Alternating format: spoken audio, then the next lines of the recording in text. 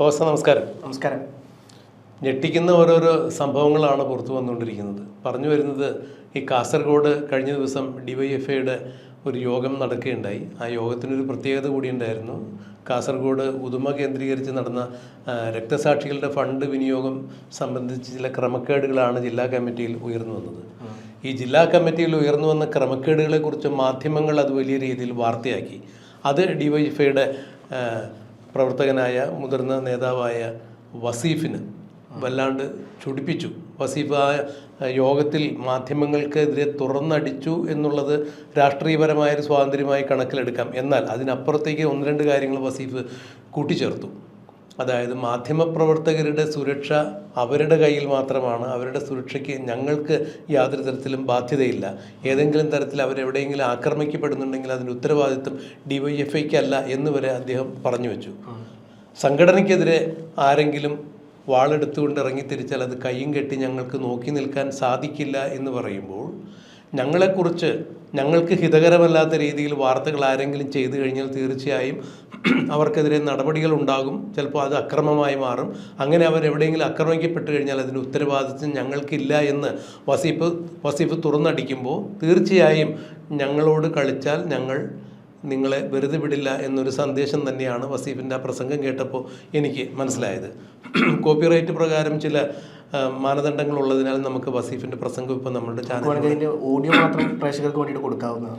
അതെ, അതിൻ്റെ നിയമവശങ്ങളെക്കുറിച്ച് നമുക്കറിയില്ല. അതുകൊണ്ട് ഇപ്പോൾ ഒരുപാട് പുതിയ നിയമങ്ങളും ഒക്കെ വന്നതിൻ്റെ പേരിൽ പലപ്പോഴും നമുക്ക് ടെലഗ്രാം വരെ നമുക്ക് വിലക്കപ്പെട്ടിരിക്കുന്ന സാഹചര്യത്തിൽ ഇപ്പോൾ പുതിയ ഈ മാധ്യമരംഗത്തുണ്ടായിരിക്കുന്ന ചില നിയമപ്രവണതകൾ, നിയമ നടപടികൾ കാരണം അത് ഏത് തരത്തിൽ സാധ്യമാകുമെന്നറിയില്ല. ആകുമെങ്കിൽ അത് ചെയ്യാം. ഇവിടെ കൽബുർഗിക്കും ഗോവിന്ദ് പൻസാരിക്കും വേണ്ടി ആവിഷ്കാര സ്വാതന്ത്ര്യത്തിൻ്റെ പേരിൽ പിന്തുണ പ്രഖ്യാപിച്ച് മുറവിളി കൂട്ടിയ ആളുകളാണ് നവോത്ഥാന പ്രസ്ഥാനത്തിൻ്റെ വക്താക്കളെന്ന്, പുരോഗമന പ്രസ്ഥാനത്തിൻ്റെ വക്താക്കളെന്ന് അവകാശപ്പെടുന്ന പുരോഗമന ചിന്താഗതിക്കാരാണ് ഞങ്ങളെന്ന് നാഴികയ്ക്ക് 40 വട്ടം സമൂഹത്തോട് വിളിച്ചു പറയുന്ന വസീഫിനെ പോലുള്ള ആളുകൾ, അല്ലെങ്കിൽ ഇടതുപക്ഷ പ്രസ്ഥാനത്തിൻ്റെ യുവജന പ്രസ്ഥാനത്തിൻ്റെ നേതാക്കളായ വസീഫിനെ പോലുള്ള ആളുകൾ പരസ്യമായി വെല്ലുവിളിക്കുന്ന തരത്തിൽ തന്നെയാണ് മാധ്യമപ്രവർത്തകരെ ഇത്തരത്തിൽ കൊണ്ടുചെന്നെത്തിച്ചിരിക്കുന്നത്. അതായത് ഞങ്ങൾക്കെതിരെ പറഞ്ഞാൽ തീർച്ചയായും പണി കിട്ടും എന്നാണ് അതിൻ്റെ പച്ചയ്ക്ക് പറഞ്ഞാൽ അതിൻ്റെ അർത്ഥം. ഇത് തന്നെയാണ് PV കുഞ്ഞികൃഷ്ണൻ തലശ്ശേരിയിൽ ഉന്നയിച്ചത്, പയ്യന്നൂരിൽ. അതായത് അവിടെ ധൻരാജിൻ്റെ രക്തസാക്ഷി ഫണ്ട് വിനിയോഗവുമായി ബന്ധപ്പെട്ട് നേതാക്കൾക്കെതിരെ ഉയർന്നു വന്ന ആരോപണങ്ങൾ ശ്രദ്ധിക്കണം, അണികൾ നേതാക്കളെ തിരുത്തണം എന്നാണ് അദ്ദേഹത്തിൻ്റെ പുസ്തകത്തിലൂടെ അദ്ദേഹം പറഞ്ഞത്. പക്ഷേ അന്ന് അത് ആരും ചെവിക്കൊണ്ടില്ല. പക്ഷേ അന്ന് PV കുഞ്ഞികൃഷ്ണൻ ഉയർത്തിയ ആ ഒരു മുദ്രാവാക്യം 2026 നിയമസഭാ തെരഞ്ഞെടുപ്പിൽ കേരളം ഒട്ടാകെ അലയടിച്ചു. ഫലത്തിൽ കേരളത്തിൽ നിയമസഭയിൽ ഇടതുപക്ഷത്തിന് 35 സീറ്റിലേക്ക് ഒതുങ്ങേണ്ടതായി വന്നു. 99 സീറ്റോടുകൂടി കഴിഞ്ഞ രണ്ടാം പിണറായി വിജയൻ സർക്കാർ ഭരിച്ച നിയമസഭയിൽ ഇക്കുറി പിണറായി വിജയൻ പ്രതിപക്ഷ നേതാവായിരിക്കുമ്പോൾ ഇടതുപക്ഷത്തിന് കേവലം 35 സീറ്റിലേക്ക് ഒതുങ്ങേണ്ടതായി വന്നു. അന്ന് PV കുഞ്ഞികൃഷ്ണൻ ഉൾപ്പെടെയുള്ള ആളുകൾ പാർട്ടിക്കെതിരെ ഉയർത്തിക്കൊണ്ടുവന്ന പാർട്ടിയുടെ അപജയങ്ങളെക്കുറിച്ച് അവർ നേരിട്ട് നേതാക്കളോട് സംവദിച്ചപ്പോൾ അതൊന്നും കേൾക്കാനോ തിരുത്താനോ തയ്യാറായിരുന്നില്ല. ഇന്നിപ്പോൾ അതിൻ്റെ പുനരാവർത്തനമാണ് കാസർഗോഡ് വസീഫിൻ്റെ പ്രസംഗത്തിലൂടെ ഞാൻ മനസ്സിലാക്കുന്നത്. ഒരു മാധ്യമപ്രവർത്തകൻ എന്ന രീതിയിൽ ഞാൻ അതിനെ മനസ്സിലാക്കുന്നത് ഇങ്ങനെ തന്നെയാണ്. അതായത് അപ്രിയമായ സത്യങ്ങളെ ആരും തുറന്നു പറയാൻ നിൽക്കണ്ട. അങ്ങനെ ആരെങ്കിലും അപ്രിയമായ സത്യങ്ങൾ തുറന്നു പറയുകയാണെങ്കിൽ തീർച്ചയായും ഞങ്ങളത് കയ്യും കെട്ടി നോക്കി നിൽക്കില്ല. ഞങ്ങൾക്കെതിരെ വാർത്തകൾ റിപ്പോർട്ട് ചെയ്താൽ നിങ്ങളതിൻ്റെ ഫലം അനുഭവിക്കേണ്ടതായി വരും എന്നാണ് വസീഫിൻ്റെ വാക്കുകളിൽ നിന്ന് എനിക്ക് മനസ്സിലായത്. എങ്ങനെയാണ് ഒരു ജേർണലിസ്റ്റ് എന്ന രീതിയിൽ ഫവാസ് ഇതിനെ വിലയിരുത്തുന്നത്? പ്രദീപ് സാറ് പറഞ്ഞ സെയിം കാര്യം തന്നെ എനിക്കും പറയാനുള്ളത്. കാരണം ഒരു മാധ്യമപ്രവർത്തകൻ എന്നുള്ളതിലേക്ക് ഇപ്പം ഒരു ഉദാഹരണം പറയുകയാണെങ്കിൽ, ഞാനവിടെ പോകുന്നു, അവരെ പാർട്ടി ജില്ലാ കമ്മിറ്റിയിലുള്ള കാര്യങ്ങൾ ഞാൻ റിപ്പോർട്ട് ചെയ്യുന്നു, അല്ലെങ്കിൽ എൻ്റെ മാധ്യമ പ്രസ്ഥാനം റിപ്പോർട്ട് ചെയ്യുന്നു, അല്ലെങ്കിൽ സാറ് റിപ്പോർട്ട് ചെയ്യുന്നു. എന്നിട്ട് പിന്നെ പരസ്യമായിട്ട് അന്ന് രാത്രി നടക്കുന്ന ഒരു പരിപാടിയിൽ പറയുകയാണ്, ഇനി നിനക്ക് എന്തെങ്കിലും പറ്റിക്കഴിഞ്ഞാൽ, അല്ലെങ്കിൽ സാറിനോ എനിക്കോ നിങ്ങൾക്ക് എന്തെങ്കിലും പറ്റിക്കഴിഞ്ഞാൽ ആ പേരും പറഞ്ഞ് ഞങ്ങളടുത്തോട്ട് വരണ്ട, ഞങ്ങളാരും ഇതിന് ഉത്തരവാദിയല്ല. അപ്പം കൃത്യമായിട്ട് അദ്ദേഹം പറയുന്നത് പണി കൊടുക്കും എന്നുള്ള കാര്യം തന്നെയാണ്. തങ്ങൾക്കെതിരെ അതെ, ഇനി എന്തെങ്കിലും ചെയ്തു കഴിഞ്ഞാൽ നിങ്ങൾക്ക് പണി കിട്ടും. അതായത് അവരെ പാർട്ടിയെ ബന്ധപ്പെട്ട എന്തെങ്കിലും അഴിമതിയോ തട്ടിപ്പോ ഉണ്ടായി കഴിഞ്ഞാൽ ഒരു മാധ്യമ പ്രവർത്തകരും, അത് ഏഷ്യാനെറ്റ് ആയിക്കോട്ടെ, മീഡിയ വൺ ആയിക്കോട്ടെ, അതല്ല ലോക്കൽ സാധാരണ അതെ ഏത് ചെറിയ ചാനലായിക്കോട്ടെ, ആരെങ്കിലും തങ്ങൾക്കെതിരെ ഏതെങ്കിലും തരത്തിലുള്ള റിപ്പോർട്ട് കൊടുത്തു കഴിഞ്ഞാൽ അവർ കേരളത്തിൽ സേഫ് അല്ല എന്നുള്ളതിനെ അവർ പറയുന്നത്. അങ്ങനെ എന്തെങ്കിലും പറ്റിയിട്ട് പിന്നെ അത് തങ്ങളാണ് ചെയ്തതെന്ന് പറഞ്ഞ് വരും ചെയ്യരുത് എന്നുള്ളത്. കാരണം വളരെ കൃത്യമാണ്, പണി കൊടുക്കും എന്നുള്ളത് അദ്ദേഹം ഓപ്പണായി പറയുന്നത്. ഇൻഡയറക്റ്റ്ലി എന്താ പറയുക, പ്രത്യക്ഷമായിട്ടുള്ള പരോക്ഷമായിട്ട് അദ്ദേഹത്തിൻ്റെ മെസ്സേജ് തന്നെ കൺവേ ചെയ്യുന്നത് സെയിം സാധനം തന്നെയാണ്. അതുകൊണ്ട് മാധ്യമപ്രവർത്തകർ ഈ പറഞ്ഞ പോലെ നികേഷ് കുമാറൊക്കെ അല്ലെങ്കിൽ ജോൺ ബ്രിട്ടാസിനെ പോലുള്ള ആൾക്കാരെ ഇത്തരത്തിൽ അവർക്ക് വേണ്ടിയിട്ടുള്ള പാവപ്പണി ചെയ്യുമായിരിക്കും. പക്ഷേ ബാക്കി പ്രവർത്തകർ അവരുടെ പാത തന്നെ സ്വീകരിക്കണം. അല്ലാണ്ട് നിങ്ങൾ നിഷ്പക്ഷമായിട്ട് ഏതെങ്കിലും തരത്തിലുള്ള കാര്യത്തിലോട് നീങ്ങി കഴിഞ്ഞാൽ നിങ്ങൾ കേരളത്തിൽ സേഫ് അല്ല എന്ന് തന്നെയാണ് വസീഫ് പറഞ്ഞു വെക്കുന്നത്.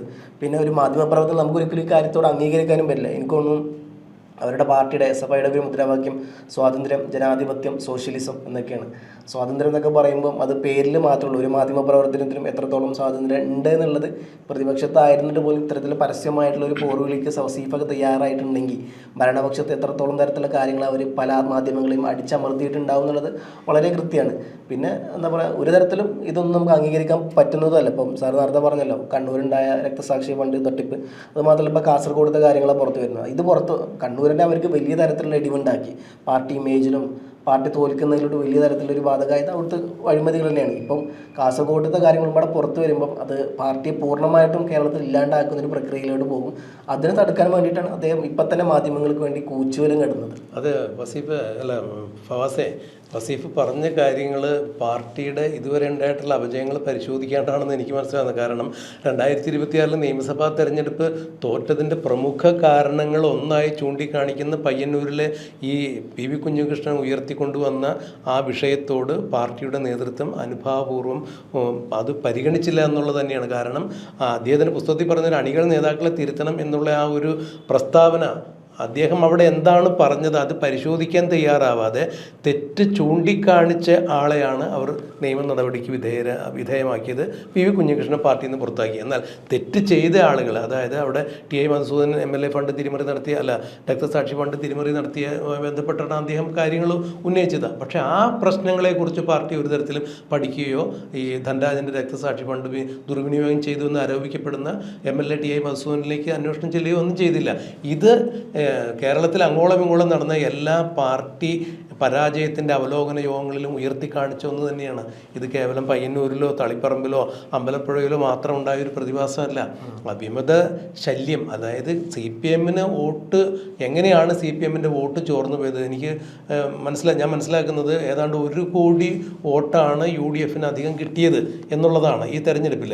അങ്ങനെ വരുമ്പോൾ ഈ വോട്ടുകളൊക്കെ എവിടെ നിന്ന് പോയി എന്നുള്ളത് കൃത്യമായി CPM ഞെട്ടലോട് കൂടി തന്നെയാണ് മനസ്സിലാക്കിയത്. മറ്റാരുടെ വോട്ടുകളല്ല, CPMൻ്റെ വോട്ടുകളാണ് പോയത്. അവിടെ എന്താണ് സംഭവിച്ചതെന്ന് പരിശോധിക്കുമ്പോഴാണ് പാർട്ടിക്കകത്ത് ഇത്തരം ചില പ്രശ്നങ്ങൾ നടന്നിട്ടുണ്ടായിരുന്നു. അത് തളിപ്പറമ്പിൽ PK ശ്യാമളയുടെ സ്ഥാനാർത്ഥിത്വത്തെ ചോദ്യം ചെയ്തുകൊണ്ട് TK ഗോവിന്ദൻ ഉയർത്തിയ പ്രശ്നവും, അവിടെ ജില്ലാ കമ്മിറ്റിയിൽ തന്നെ ശ്യാമളയുടെ സ്ഥാനാർത്ഥിത്വത്തിനെതിരെ വലിയ പ്രശ്നങ്ങളുണ്ടായിരുന്നു. അത് കേൾക്കാൻ സംസ്ഥാന നേതാക്കൾ തയ്യാറായില്ല എന്നുള്ളതാണ് തളിപ്പറമ്പിൽ പാർട്ടിക്ക് കിട്ടിയ തിരിച്ചടി. ഇതുപോലെ തന്നെയായിരുന്നു അമ്പലപ്പുഴയിൽ G സുധാകരൻ ഉയർത്തിയ പ്രശ്നങ്ങൾ. G സുധാകരനെതിരെ അവിടെ പാർട്ടിയുടെ ജില്ലാ നേതൃത്വം നിരന്തരം ഉയർത്തിയ പ്രശ്നങ്ങൾ G സുധാകരൻ പാർട്ടിയുടെ ശ്രദ്ധയിൽപ്പെടുത്തിയിട്ടും സുധാകരൻ ഏതാണ്ട് ഒരു ചിറ്റമ്മ നയത്തോടുകൂടി പാർട്ടിക്കെതിരെ തിരിയുന്ന ആളെന്ന രീതിയിലുള്ള പ്രതിച്ഛായ വരുത്തി തീർത്തി സുധാകരനെതിരെ പോരാടുന്ന കാഴ്ചയാണ് കണ്ടത്. അത് അന്ന് ചെവിക്കൊണ്ടില്ല. ഇവിടെ പയ്യന്നൂരിലും PV കുഞ്ഞികൃഷ്ണൻ ഉയർത്തിയ പ്രശ്നങ്ങൾ ചെവിക്കൊണ്ടില്ല. ഫലത്തിൽ ഇത് ഈ 3 സ്ഥലങ്ങളിൽ ഒതുങ്ങി നിന്നില്ല. കേരളത്തിലെ 140 മണ്ഡലങ്ങളിലും PV കുഞ്ഞികൃഷ്ണനും TK ഗോവിന്ദനും അതുപോലെ G സുധാകരനും ഉയർത്തിയ പ്രശ്നങ്ങൾ പാർട്ടിയുടെ യഥാർത്ഥ കമ്മ്യൂണിസ്റ്റ് വിശ്വാസികൾ അത് ചെവിക്കൊണ്ടു. അവരതിന് കൃത്യമായി തന്നെ ബാലറ്റിലൂടെ അവർക്ക് പ്രതികരിച്ചു. ആ പ്രതികരണമാണ് CPMനെ വൻ പരാജയത്തിലേക്ക് നയിച്ചത്. ഇവിടെ ഇതിൻ്റെ തനിയാവർത്തനം തന്നെയാണ് വസീഫ് ഉയർത്തുന്നത് എന്ന് വേണം ഒരു സ്വതന്ത്ര മാധ്യമ പ്രവർത്തകൻ എന്ന രീതിയിൽ എനിക്ക് മനസ്സിലാക്കാൻ കഴിയുന്നത്. എപ്പോഴും ജനാധിപത്യത്തിനും ജനാധിപത്യത്തിൻ്റെ കാവലാളുകളെന്ന് വിശേഷിപ്പിക്കപ്പെടുന്ന മാധ്യമത്തിനും ഒക്കെ വലിയ പ്രാധാന്യം കൊടുക്കുന്ന ആളുകൾ, ആവിഷ്കാര സ്വാതന്ത്ര്യത്തിന് പ്രാധാന്യം കൊടുക്കുന്ന ആളുകൾ ഇവർക്കെതിരെ എന്തെങ്കിലും പറയുമ്പോൾ അത് ആവിഷ്കാര സ്വാതന്ത്ര്യമല്ല, അത് കടന്നുകയറ്റമാണ്. അല്ല എന്നുണ്ടെങ്കിൽ മറ്റെവിടെയെങ്കിലും അത് സംഭവിക്കുമ്പോൾ ആവിഷ്കാര സ്വാതന്ത്ര്യത്തിനെതിരെ പടവാളെടുത്തു കൊണ്ടുവരുന്ന ആളുകളാണ് ഈ ഇടതുപക്ഷ പ്രസ്ഥാനത്തിൻ്റെ യുവനിരക്കാർ. ഇത് ഒരു കാരണവശാലും നമുക്ക് സമരസപ്പെട്ടു പോകുന്നില്ല. ഞങ്ങൾക്കെതിരെ പറഞ്ഞു കഴിഞ്ഞാൽ അത് ഒരു കാരണവശാലും ഞങ്ങളത് അംഗീകരിക്കില്ല. ബൂർഷാ മാധ്യമങ്ങളുടെ പത്രപ്രവർത്തന ശൈലിയെ ഞങ്ങൾ അംഗീകരിക്കുന്നില്ല. ഒരു കാരണവശാലും ഞങ്ങൾക്കെതിരെ തിരിഞ്ഞാൽ, നിങ്ങളെ ആരെങ്കിലും അതിൻ്റെ പേരിൽ ആക്രമിക്കപ്പെട്ട് കഴിഞ്ഞാൽ ഞങ്ങൾക്കതിൽ ഉത്തരവാദിത്വം ഉണ്ടായിരിക്കില്ല എന്ന് പറയുമ്പോൾ പണി കിട്ടും, അവറാച്ച പണി വരുന്നുണ്ട് എന്ന് തന്നെയുള്ള കൃത്യമായ താക്കീത് തന്നെ. മറിച്ച് ഇവർ സാമൂഹ്യ പ്രതിബദ്ധതയോടുകൂടി ഗോവിന്ദ് പൻസാരയുടെ കാര്യത്തിലും കൽബുർഗിയുടെ കാര്യത്തിലുമൊക്കെ ഇവർ അവർ നേരിട്ട പീഡനങ്ങളെക്കുറിച്ച് ഇവർ പറയുമ്പോൾ ഇവർക്ക് ആവിഷ്കാര സ്വാതന്ത്ര്യത്തിന് വേണ്ടി 100 നാവാണ് ദാനം. ഇത് ഇരട്ടത്താപ്പ് തന്നെയാണ്. മാധ്യമ സ്വാതന്ത്ര്യം, ആവിഷ്കാര സ്വാതന്ത്ര്യം എന്നും നിലനിൽക്കേണ്ടത് തന്നെയാണ്.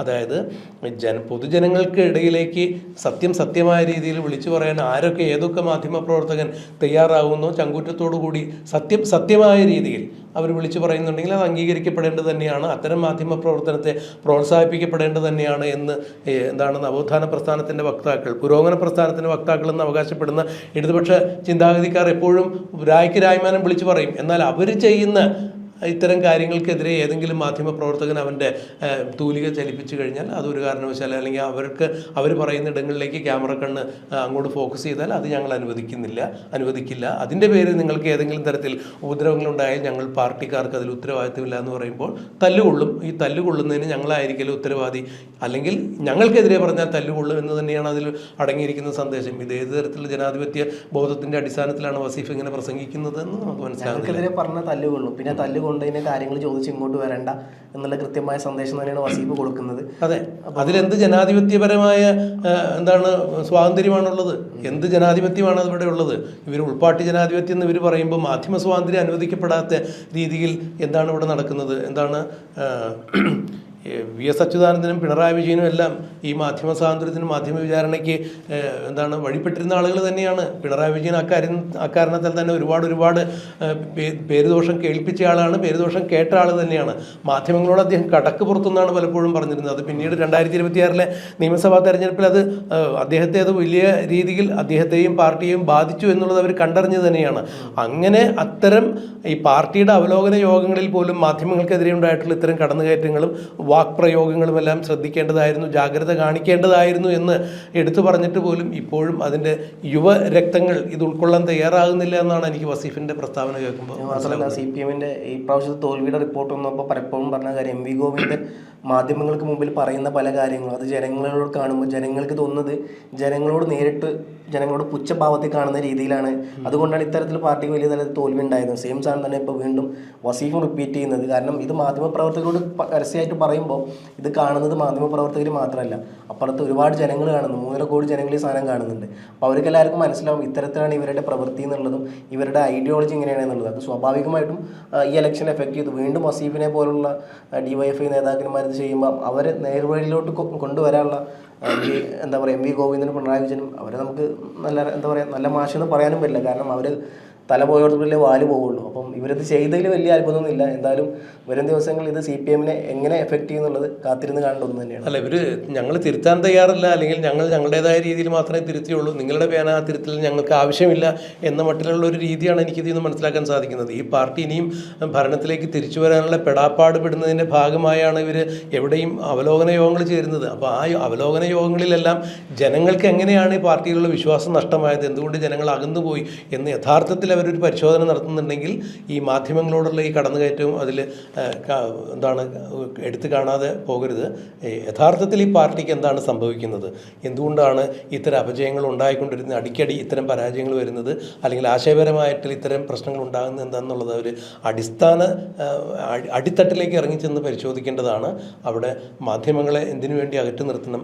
മാധ്യമങ്ങൾ കടന്നു കയറുന്നുണ്ടെങ്കിൽ അത് തീർച്ചയായും അവനവൻ്റെ സ്വാതന്ത്ര്യത്തിലേക്കും ഒരു വ്യക്തി സ്വാതന്ത്ര്യത്തിലേക്കൊക്കെ കടന്നു കയറുന്നുണ്ടെങ്കിൽ, പാർട്ടിയുടെ ചട്ടക്കൂടിനകത്തേക്ക് അനുവാദമില്ലാതെ കടന്നു കയറുന്നുണ്ടെങ്കിൽ ചോദ്യം ചെയ്യപ്പെടട്ടെ. അല്ലാതെ പൊതുവായ പ്രശ്നങ്ങൾ മാധ്യമങ്ങൾ ചൂണ്ടിക്കാണിച്ചതിൻ്റെ പേരിൽ ഞങ്ങൾ കാണിച്ചു തരാം, ഞങ്ങളോട് കളിച്ചാൽ ഇന്നതായിരിക്കും ഫലം എന്നൊക്കെയുള്ള അത്തരത്തിലുള്ള ഭീഷണികളൊന്നും മാധ്യമങ്ങൾക്കടുത്ത് വിലപ്പോകില്ല. മാധ്യമങ്ങൾ ഈ സമൂഹത്തിൽ നിലനിൽക്കുന്ന ഏതെങ്കിലും ഒരു പാർട്ടിക്കാരുടെ പിൻബലം കണ്ടുകൊണ്ട്, അവരുടെ ആൾബലം കണ്ടുകൊണ്ടല്ല, സത്യത്തോടുകൂടി പൊതുസമൂഹത്തോട് തുറന്നു പറയാനുള്ള ചങ്കുറ്റം മാധ്യമങ്ങളെന്നും കാണിച്ചിട്ടുണ്ട്. അത്തരം മാധ്യമങ്ങളെ ചങ്ങലക്കിട്ട് വരുതിക്ക് നിർത്താൻ പലപ്പോഴും പല രാഷ്ട്രീയ പ്രസ്ഥാനങ്ങളും ശ്രമിച്ചിട്ടുണ്ട്. എന്നാൽ അപ്പോഴെല്ലാം മാധ്യമങ്ങൾ ചങ്കുറ്റത്തോടുകൂടി പലപ്പോഴും സത്യം തുറന്നു പറഞ്ഞിട്ടുണ്ട്.